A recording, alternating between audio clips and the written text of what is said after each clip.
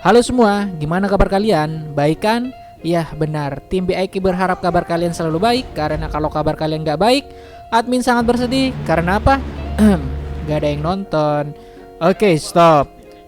Lanjut, kali ini gue akan ngebahas alur cerita film The Expendables 1 yang dirilis pada tahun 2010. Oke, nggak perlu banyak basa-basi lagi karena jadwal syuting gua sangat padat.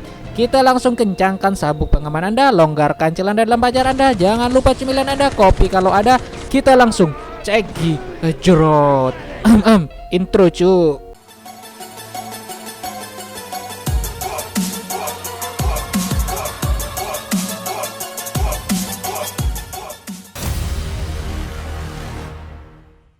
Film ini menceritakan sekelompok tentara bayaran yang bernama Expendables. Tentara ini menerima tugas ngebantai siapa aja.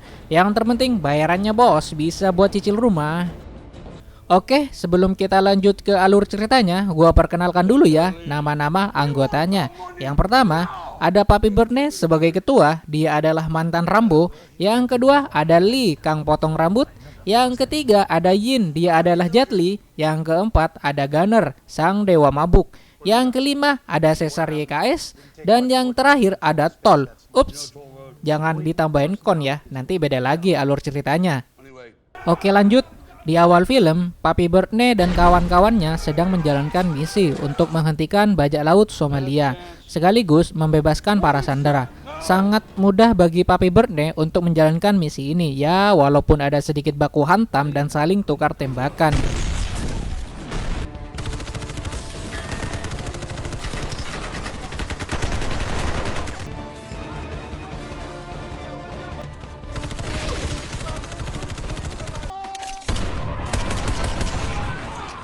Setelah misi berhasil, rencananya mereka langsung ingin pergi. Namun, Om Gunner sang dewa mabuk bertingkah.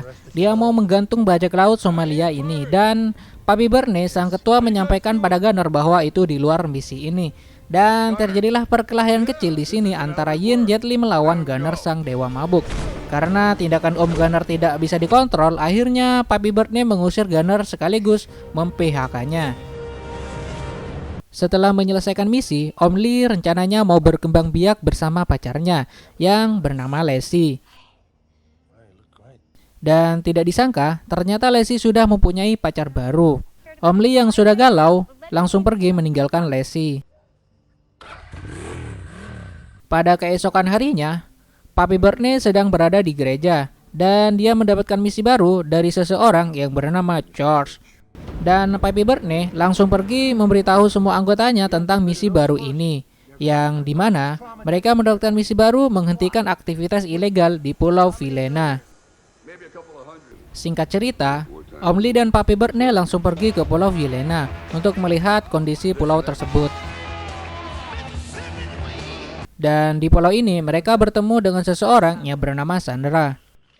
Dan akhirnya usut punya usut, ternyata Sandra adalah anak dari bos Jenderal Garza, yang dimana Jenderal Garza adalah big boss atau penguasa di pulau ini. Dan dia mempunyai kerjasama dengan mantan agen CIA yang bernama Monroe.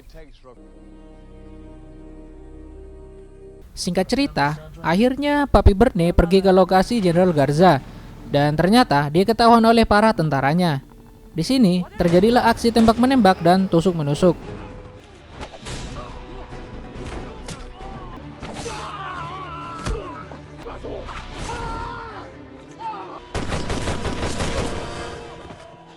Dan akhirnya, Papi Burnett memutuskan untuk segera kabur dari pulau tersebut dan sekaligus memutuskan untuk mengebom pulaunya.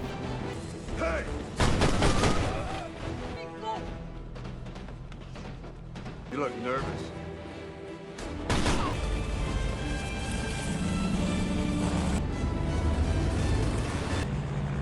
Come back? Yeah. Try and die.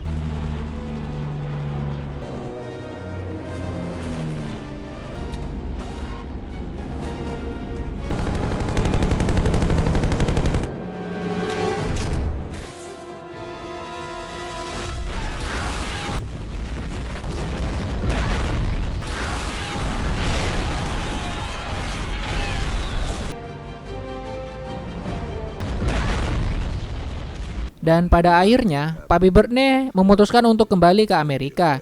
Ternyata, usut punya usut, target pembunuhan bukanlah Jenderal Garza, melainkan Monroe yang merupakan mantan agen CIA. Dan mereka pun mempunyai keputusan untuk tidak melanjutkan misi ini karena sangat terlalu berisiko. Somehow the company Pada keesokan harinya, Om Lee kembali ke rumah Lacey, mantan pacarnya. Om Lee sangat marah karena melihat Lacey habis kena KDRT karena tidak memuaskan pacarnya sebelumnya. Akhirnya, Om Lee sangat marah dan dia segera mendatangi mantan pacarnya Lacey. Di sini terjadilah gelut 6 vs 1 yang dimana Om Lee adalah pemain utama, tentunya pasti akan menang. Tapi kalian jangan coba-coba di dunia nyata ya, kalau tidak ingin bonyok.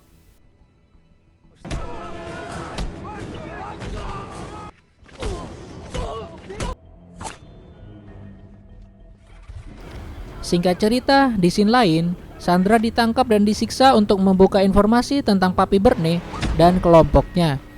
Dan ya, namanya hati, di sini Papi Bertne ada rasa dengan si Sandra dan memutuskan untuk menjemput Sandra di pulau tersebut. Di saat dia mau pergi, Om Yin atau Jet Li tiba-tiba masuk ke dalam mobil dan memutuskan untuk ikut. Dan ternyata di perjalanan dia mendapatkan serangan dari beberapa mobil. Ya, akhirnya di sini terjadilah beberapa adu jotos mobil mirip Fast and Furious. Pengen bahas Fast and Furious dong. Oke, lanjut. Ternyata usut punya usut yang menyerang Papi Bertne adalah orang suruhan Jenderal Garza yang bekerja sama dengan Om Gunner.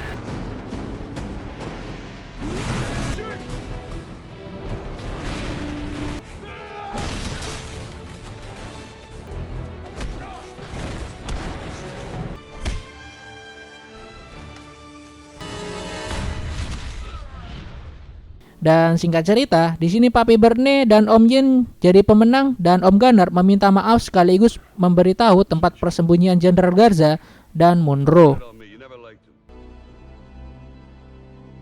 Singkat cerita, Papi Bertne yang sudah tahu lokasi persembunyian Jenderal Garza dan Monroe akhirnya memutuskan kembali ke Pulau Vilena bersama tim Expendables.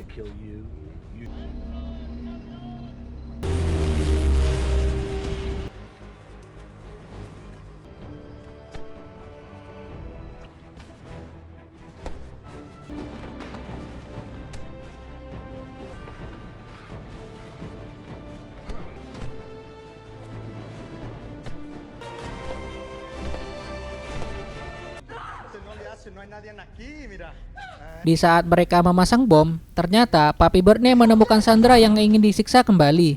Di sini, Papi Bertne menyelamatkan Sandra bak pahlawan Marvel. Dan akhirnya Papi Bertne menang dan bergegas membawa Sandra kabur. Di saat Papi Bertne berlari bersama Sandra, tiba-tiba dia dihadang oleh beberapa anak buah Monroe dan alhasil Sandra kembali ditawan. Dan di sini Papi Bertne menjadi bulan-bulanan anak buah Monroe. Di saat Papi Bertne sudah hampir dihabisi, tiba-tiba tim Expendables datang menyelamatkan Papi Bertne.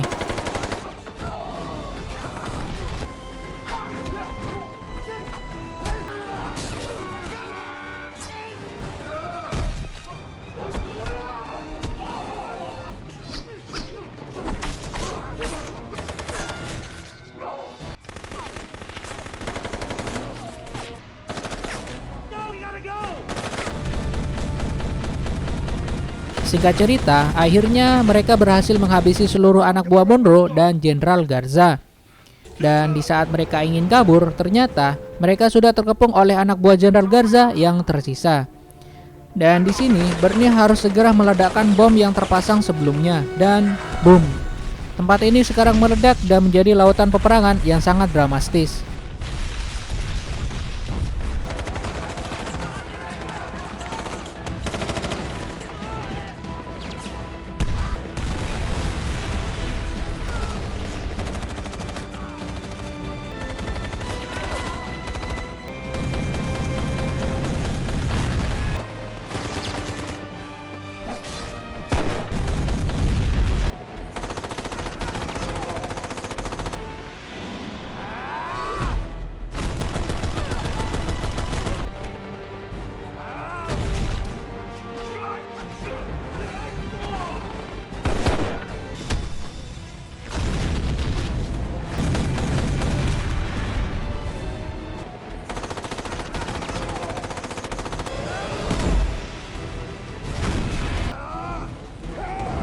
Singkat cerita, bukan Papi Berne namanya kalau tidak memenangkan pertarungan ini.